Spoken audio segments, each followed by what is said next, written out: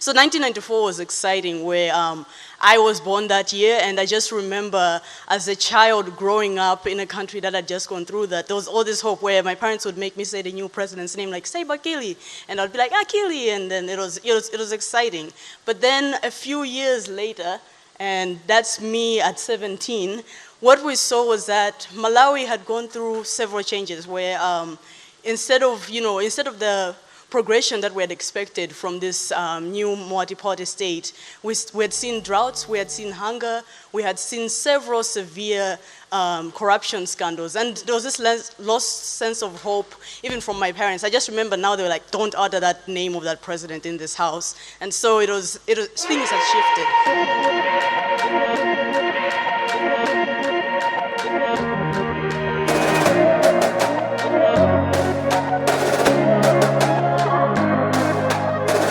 I'm here with a very interesting lady because she gave a talk today, and from where I was standing, and I was standing behind the camera, and I couldn't ask any questions then, but now I can. How are you doing? I'm excellent. How are you? I'm good. You know what I found interesting about your talk today? I was listening to you, and I'm standing behind the camera, and I'm thinking, because from where I come from, which is here in Zimbabwe, yes. I look at people your age, and I'm thinking to myself, how many actually have the same perspective of the world, the people around them, and how many actually want to make that impact.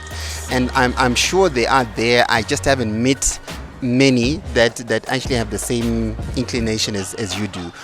Why do you feel that you as an individual basically got to the point where you are right now? I don't think precisely unique in any sense. I think all of us, what we see the challenges in our communities. When we point out that there's this issue, everyone will agree that there's this issue. And so I think there's so many young people who are passionate about building our communities, building our countries. But I think what maybe in a sense would separate us is that I've had an opportunity to sort of explore something from baby steps, and then that something has magically turned into something bigger. But I think what it took was just an extra leap of faith, which we all have within us. And I think as communities surrounding young people, what we need is really just creating those spaces where someone who has an idea is given a safe space to explore it, to fail, but still, be trusted that they can continue on in the future. Yeah, I like what you say there, because you talk about a leap of faith, and like you said, we all have it within us. Yeah. But I think, well, from where I'm standing, I'm thinking, and if I look at myself at an individual point of view, I've got so many things that I really feel strongly about, but for one reason or the other, you just don't seem to be able to take that first step, despite how you feel about it.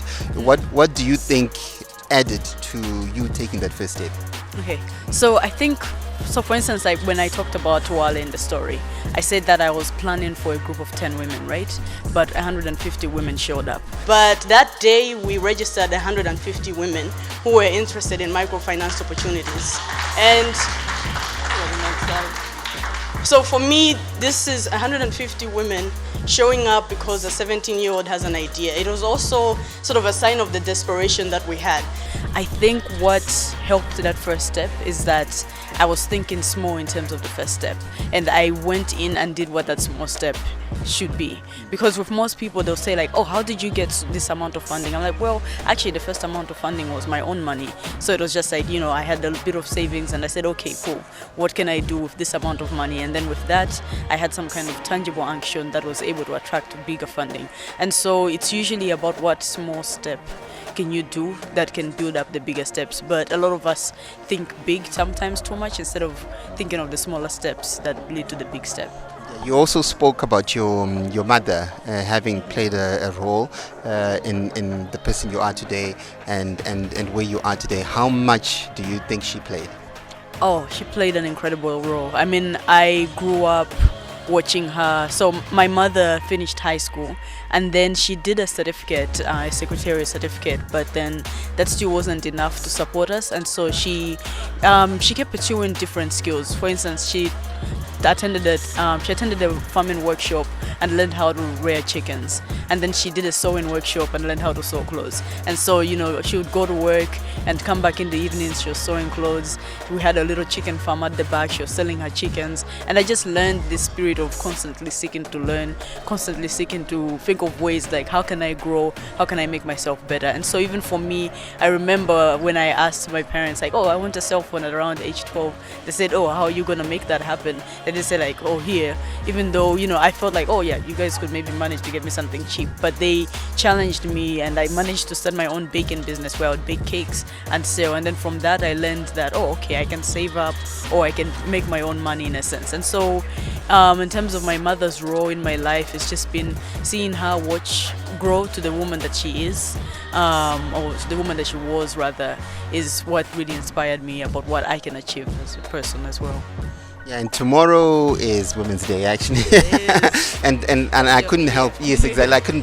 I couldn't help but listen to your talk and just feel like it was appropriately placed, especially given that tomorrow is Women's Day. Generally, when you look at women in your space in Africa, around the world per se, what are your thoughts? What do you think? In your own way, when you view it, what do you think stops women sometimes from taking that extra step?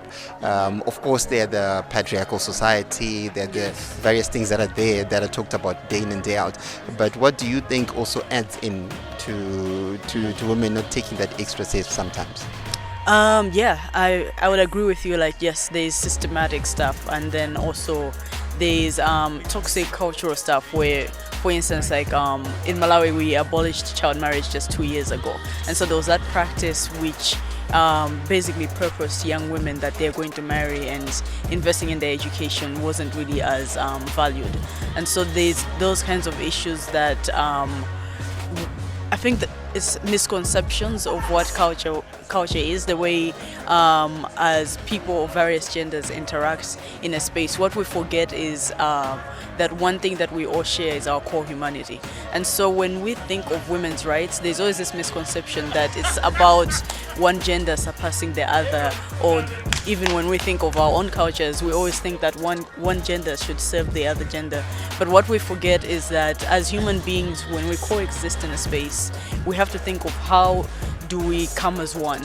So this spirit of Ubuntu, in a sense of like, how can we work together? And so in terms of women's rights, when I think about it in the African context, in the Malawian context, I think we're misunderstanding the role that the advocacy that feminism is playing is not to create some sort of competition in a sense, but rather to say, let's go back to that place of humanity where we realize that everyone deserves equal opportunities at work or in education, in health. Everyone deserves equal access. Everyone deserves to be able to walk on the streets freely without fear of harassment, without fear of sexual abuse or anything like that. And so in terms of women's rights advocacy and looking at the status of the African woman, what you see is that there isn't that equal access, and that's why there's so much more activism to be done. No, thank you so much for your talk today. It was an inspiring talk. It inspired me, and I think the world needs to see more of you, needs to hear more of you, and needs. In fact, if I had my way, in fact, I should actually. We'll make a plan. I'll come and shoot a documentary on everything in your space, because I think your story needs to be told. So yes, that's what we have for today. Now thanks for watching, and we will put links below where you can catch her at her social media spaces if you need to hear more.